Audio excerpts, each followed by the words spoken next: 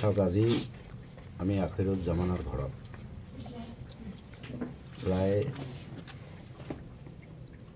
সহস্ৰাধিক মানুহ আজি UPPL দল ত্যাগ কৰি তেখেতসকলে AIUDF দলত যোগদান কৰে।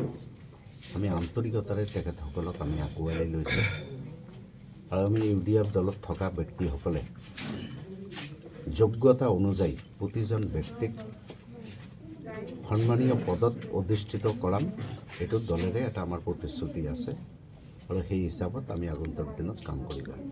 চাওক, যেতিয়া যোগদান কৰে আৰু মানুহবিলাক কোনবিলাক মানুহক আমি আনিলে 2026 চনৰ বিধানসভা নিৰ্বাচনত আমি ভালদৰে কাম কৰিব পাৰিম, এই কথাবিলাক নিশ্চয় আমি জনা বুজা হৈছোঁ আৰু আমি ঠিক তেনেকৈ মানুহবিলাকক আনি আছোঁ আৰু তেখেতসকলে উইলিংলি আমাৰ দলত আহি আছে আৰু নিশ্চয় ইনশাআল্লাহ আগন্তুক দিনত 2026 বিধানসভা নিৰ্বাচনত আমি 5 নং পৰ্বতঝৰা সমষ্টিত ভাল ফলাফল আমি কৰিব পাৰিম।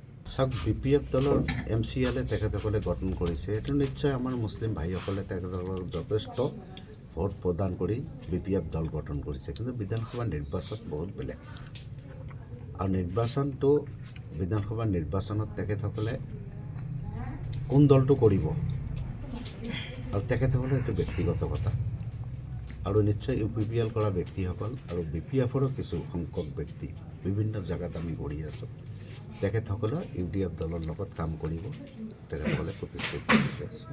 চাওক, এতিয়ালৈকে অধিসূচনা জাৰি হোৱা নাই আৰু প্ৰাৰ্থী কোন কোন হ'ব এতিয়ালৈকে ঠিক হোৱা নাই, কাৰণ কংগ্ৰেছ দলৰ 11জন বিচাৰিছে, তাৰপিছত BPF আৰু BJP মিত্ৰতাত হয় নে UPPL আৰু BJP মিত্ৰতাত হয় এতিয়ালৈকে থিৰাং হোৱা নাই। গতিকে পথাৰখনত খালি আমি দৌৰি আছোঁ, মানুহবিলাকক কনভিন্স কৰাই আছোঁ আৰু যেতিয়া সময় আহিব তেতিয়া নিশ্চয় আমি ক'ব পাৰিম যে কাৰ লগত কোন দলৰ মাজত কেনেকৈ প্ৰতিদ্বন্দ্বিতা হ'ব। তেখেতৰ MLA কেইটা আছে? এজন বিধায়কে যেতিয়া 16জন বিধায়কক কয় 0 হৈ যাব, সি নিশ্চয় পগলা হ'ব লাগিব, কাৰণ নহ'লে এই কথা কেনেকৈ ওলায়।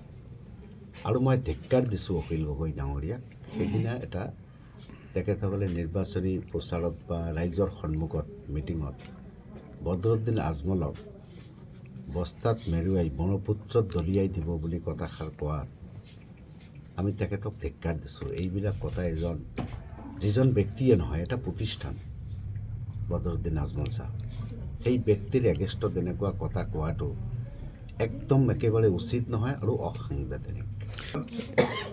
অসমৰ মুখ্যমন্ত্ৰী তেখেতেতো ডাইৰেক্ট সাংবাদিকৰ আগত কৈ আছে যে মানে মিয়া বাংলাদেশী বুলি, ডাইৰেক্ট আমাৰ মুছলমানকে ডাইৰেক্ট কৈ আছে যে তেখেতসকলক মই অশান্তিত আৰু এই এচাৰৰ জৰিয়তে ভোটাধিকাৰৰ পৰা বঞ্চিত কৰাম, এইটো ডাইৰেক্ট কৈ আছে তেখেতে।